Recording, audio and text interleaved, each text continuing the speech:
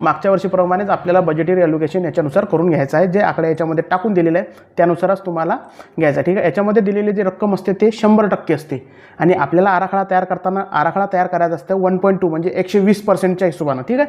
आणि त्याच्यानंतर याच्यामध्ये आणखी तुमचं ओवन फंड टाकायचं आहे, मनरेगाच्या काही एंट्रीज टाकायच्या असतात आणि हे बाकीच्या गोष्टी काय आपल्याला याच्यामध्ये आणखी चेंजेस काय करता येतील हे आपण नक्कीच पुढच्या व्हिडिओमध्ये सुद्धा बघणार आहोत. परंतु आजचा व्हिडिओ जो आहे तो 25-26च्या आराखड्याचा पहिला व्हिडिओ आहे.